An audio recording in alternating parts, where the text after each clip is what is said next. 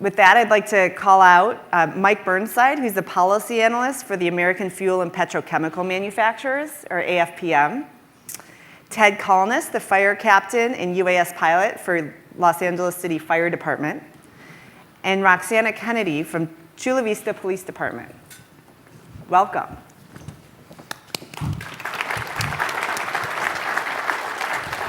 And thank you all so much for being here with us. I'm really, really excited about our conversation today. So, all of you and all of us kind of collectively, day to day, we're like working, in our silos and doing amazing things in our industry, whether it's in the public safety sector, whether it's in oil and gas, in the, fire, disaster response, emergency response. And one idea that we had, and after last year's show, was why don't we, get a really smart group of folks together who are doing amazing things in each of their industries and talk about what lessons we can possibly learn from each other. And so I think, I've been really, really excited about, we have a very distinguished group with us here today to talk us through some of that and approaches from your various industries that potentially could be shared with all vertical market sectors represented here in this room. So let me start with introductions. And if you want to go ahead and introduce yourselves, you may have videos that you're showing. Talk a little bit about what you're doing, and then we'll dive in. So Mike, we'll start with you. Sure, yeah, thanks for having me, Lisa, and the Commercial UAV Expo. It's a very exciting time and happy to be here. My name is Mike Burnside. I'm a policy analyst with the American Fuel and Petrochemical Manufacturers, so I am the token oil and gas guy in the room. Vastly outclassed by all your knowledge here. Yeah, we are, we're an end user, so we obviously focus on infrastructure inspections, whether that's flare tips, long line linear infrastructure, pipelines mostly, tanks. We also have a very big security component. A lot of our facilities are pretty highly guarded. So we have several members that are using them for using drones for perimeter inspections. Bottom line is that we see great benefits in expanding, not to the handful of members that are using them heavily now, but to the entire industry, and very excited to work towards that end. Great, thank you, Mike. Can we play the video, or? I think, folks, yeah, there you go. Ted? Yep, there you go.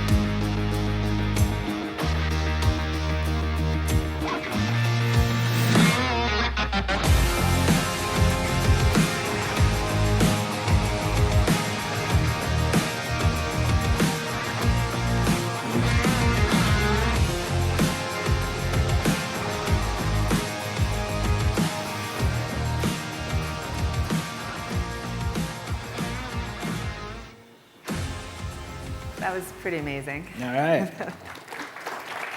Well, thank you for having us. Thank you to Commercial UAV Expo. My name's Captain Ted Kalnas. I'm a Captain 2 at a USAR task force at LAX. I've been with the fire department for 41 years. I've also been a private pilot for 40 years, 15 of which I've been with the Civil Air Patrol as a search pilot. Being at a USAR assignment has broadened my horizons. I'm on the FEMA, California Task Force 1 team, and I got involved with the drones about 3 years ago. I saw what kind of technology that the drones were offering. And so I joined our team under the leadership of Rich Fields and 2 amazing remote pilots that are our lead pilots right now. And we look forward to many, many more years of being able to use drones as you saw there in the video. Yeah. Wow. Well, thank you so much for that, Ted. Welcome, and thanks for being here. Thank you. Roxana? Well, good morning to everyone. My name is Roxana Kennedy. I'm the Chief of Police for Chula Vista Police Department. And I'm excited to tell you that we have been doing amazing things. We are all in with drones in Chula Vista. And so I want you to know that it's really encouraging to hear all the collaboration and all the things that are going on with drones. But for us, drones are all about safety, and they're about the safety of our public, the safety of our officers, and the safety of the subjects that we encounter. So we really believe that using drones and providing real-time information to our officers is making all the difference in public safety and making sure that force is not needed in cases. And so I wanted to show you a little bit about, you can see on the one slide here is our drone operation room. And hopefully I'll be able to make things work here. But I wanted you to know a little bit about Chula Vista as we talk about this. We're the 2nd largest city in San Diego County. We have over 270,000 population and growing. We're one of the cities that has a lot of room and will continue to grow. We're 52 square miles. We have 280 sworn. We don't have a helicopter unit, nor will we ever have a helicopter unit. It's very expensive, very invaluable to have that opportunity, but we rely on San Diego PD and the San Diego Sheriff's Department to help in those situations. We're unique in that we're a Class G, our entire 52 square miles, and I have to tell you, I never knew what that was before, but I have to tell you, it's pretty darn good to be Class G when you want to fly drones. Yes. We're 7 miles from the Mexico border, and with that brings a lot of challenges for us. We are the lowest staffed department in San Diego County, highest paid, but lowest staffed, and this is where technology comes into play for us. So hopefully, I'm going to be able to show you a video. There we go. Just give you a little background, help you see what we're doing, what the vision is of our Everybody wants de-escalation. It's not just a buzzword anymore. It's become a part of our everyday vocabulary. Everybody wants it to be safer. Everybody wants everybody to survive and live another day. Our drone as a first responder program is, in my opinion, the #1 tool for de-escalation that we have. So for our priority 1 calls for service, from the moment we receive the 911 call to the moment the drone is overhead is about 2.5 minutes. As the officers are responding to this call, the drone's already been overhead for about 3 minutes, and the teleoperator has been relaying information to the responding officers in real time. Having a tool that gives us the ability to get to the scene as quickly as possible is critical. Because when you are able to provide your officers with real-time information, they can make better informed decisions. There's no other source of information you can give me that would be better than a live video feed on what you're about to walk into. So in terms of de-escalation, it gives us a couple of extra moments to look at a situation and find out, are they armed? Are they not armed? Do they need our help? Do they not? And that's invaluable. When that officer makes their final turn onto that call for service, they have every bit of information that they need to be successful and resolve that situation in a calm and safe, peaceful manner. The last thing we want to have to do is use any level of force.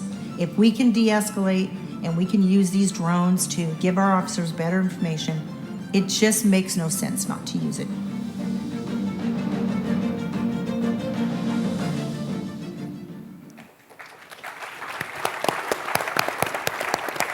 So that only gives you just a quick peek into what we're doing there, but I have to tell you, it has revolutionized what we're doing in Chula Vista. It's made a huge difference. Our officers can hear actual live 911 calls, and that the drone operators hear those as well, and many times they've got to calls and been able to determine that actually the gun that was in the individual's hand that he actually put to his head, that we thought he was going to actually kill himself or harm someone else, he actually lit a cigarette, and it changed our whole, always vigilant, always careful, but it changed how we responded, and it makes such a huge difference to us.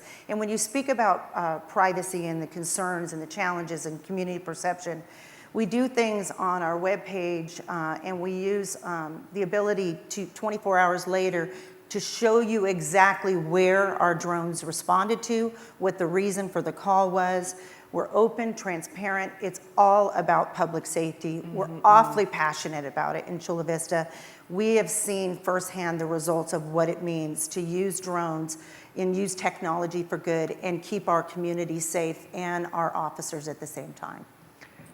That's fantastic, and thank you so much for that video. That was great as well. So Roxana, would you say that what's the biggest challenge for you with your program? Is it public perception? Is it the thought, what others think about drones? What is the biggest challenge for you from a public safety perspective? Well, my comrade next to me and the fire, they deal with different issues in regards to utilizing drones. But in the public persona of law enforcement right now, I can tell you in the last 2 years, it has been an extremely challenging time. And everything in regards to technology is viewed as surveillance and not viewed oftentimes for the benefit that it is. There is no, as we all know, there is no privacy the moment you walk outside your door. And I always laugh because some of these companies, we won't name them, but they have far more information on you than law enforcement does. And so what we're trying to do with our community is explain the value of what we're doing and what it means to have accurate, they believe officers have a crystal ball and we know what we're going into. And oftentimes, even the information we receive from the community doesn't always give us the details, or it might be changed for the benefit of having officers respond. So when we have the ability to use this type of a tool for us, to me, it's life-changing. It's saving lives every single day. We have flown over 8,000 missions. Wow. And I'm awful proud. I have 2 of my people out here in the audience, and Captain Don Redmond will be presenting tomorrow, so I hope if you're more interested, you can attend that training as well. And then Vern Salee is here. He is now with another company. He's retired, but he has done an amazing job in helping us build up this program. The community in Chula Vista is very supportive, because when we talk about equitable distribution, and we thank the FAA because we have 100% coverage of our city with drones right now. We can fly from anywhere in the city. But it is a challenge, and it's something that I really encourage people to be careful how you tell the story. Use examples of the benefits of what you're utilizing drones for, and be careful about using the term of surveillance when it's really not surveillance. Right. So, but we've been lucky, but it's been the crawl, walk. We're not even into the run phase right now. And a lot of education in the meantime. So Mike, what about from your perspective? What do you see as the biggest challenges for your industry? Yeah, I think we're, has been mentioned at least a dozen times here on this stage already this morning, it's scalability, right? I mean, most of our members who have robust programs, they've obviously seen the benefits, and it's thanks to many of you in this room, but you're just outpacing FAA, and that's no knock against FAA. I mean, I don't envy Administrator Dixon and the job he has to do to integrate these drones into the national airspace, but operating under a waiver sort of mechanism is not sustainable right now. To see the larger scale, to push it down from the bigger members we have, the ones you've heard of, the Exxons and the Chevrons of the world, down to the merchant refiners and the smaller ones that are kind of the one-off, and being able for them to be able to enjoy the benefits. So scalability, I think, is the bottom line for us. No, absolutely. And for so many vertical market sectors out there as Certainly, well. yeah. What about you, Ted? Well, the challenge for us, throughout the pandemic, the city of LA took a huge tax revenue cut, as all cities have. So getting funding to support our program has been a huge challenge. We've had to work an excessive amount of overtime, and I know we've gotten bad publicity because of it, but we have to in order to staff all the COVID sites. Yeah. And LA was one of the major super sites at Dodger Stadium, and it required hundreds of people, hours, of commitment and everything else. So since 2015, our program has always been very well received. Yeah. But it wasn't until the Skirball fire in the Sepulveda Pass through the 405 where we really gained national recognition, because we were able to show our politicians, our leaders, our management what drones can provide for them. And so that's been our biggest thing. And we want to also, with the help of Rich Fields and our pilots, we want to show that drones can always help with hazardous materials incidents. You have a tanker overturned on the freeway. I can fly a drone over there. I can ID the product. If we have a missing hiker, I can send a drone up into the mountainside, find a little girl or an elderly person that maybe tripped and fell. So we, and also in the USAR world, we have a whole lot of other scenarios that I would like to really use them for, along with swift water training. So unlike my counterpart here, the fire department has always been very, very well received, and our drone program has too. In fact, it was vetted through the ACLU, the city attorney's office, all of our management. They loved what they do, what we do, but they wanted to make sure that we were using it for what we said we were, and that any kind of photo, video capturing, it was done legally through the city attorney, through our arson unit, and so we enjoy a lot of, recognition for that. So challenges, money, but I see us moving forward. Excellent. Well, no, that's really, really helpful. So there's a lot of established companies here at the show. There's also some newer entrants or folks looking to get into the industry. What would you all have as advice for the newer entrants in terms of establishing your programs and what to keep in mind in terms of lessons learned? You want me to go? Go for it. Ladies, Kick us off. You really need to build that relationship with your community, with your, either if it's your county council, your city council, your legislators. You need to make sure, we too worked and had the ACLU look at our policies and give us their input. It's important to go out to those activist groups that are viewing it a particular way and may have a misunderstanding of what the benefits of the program are. And we bring everyone into the police department so they get a firsthand view and we interact. It's very important that you do it slow. We worked for 3 years on our drone program before we ever flew one drone. Wow. So you have to, that's when we talk about the crawl, the walk, the run phases. It's very important to establish that trust, that community outreach with all the key partners in your community. Absolutely. Community engagement is absolutely key, and I'm sure you did that a lot through the IPP. The biggest thing that I can say, and this is coming from 40 years of being a pilot in addition to being a firefighter, but we have to have a standardization in training. That's what we're emphasizing. Myself and Dave Danielson, my lead pilot, we went out and got certified through the NIST program. We've got the blessing from the FAA. Safety is paramount. I know that the FAA director talked about safety, and we have a saying in the fire department, train or fly as if your life depends on it, because it does. Yep. And so Dave and I, and along with the other pilots, we really emphasize the safety aspect of flying. You have to have crew resource management, you have to use aeronautical decision making, you have to utilize all of these things like a regular pilot does. For anybody that's a pilot in the crowd here, you know what I'm talking about, crew resource management. You have to do the same thing in the drone world. You have to. And so that's what we're trying to instill in the public. Utilizing social media a lot is that we show the benefits and we do it safely. We want to Absolutely. lead by example. Yep, absolutely. Educating on the benefits is key. Yeah. Great. From our perspective, an end user perspective, I piggybacking off of what Brandon said earlier, right? Drones are excellent tools, but they're tools. For instance, we certainly know how to make the fuels that drive modern life forward. But if you're a new market entrant, that's the sales pitch I think I would go with. Is to you're really here to augment and to a great extent help a lot of these different verticals, whether it's precision ag, whether it's public safety, whether it's oil and gas, construction. Let me say soft sell. Yep. It would be, at least from my, my end user perspective, I think. All about the data. Yeah, exactly.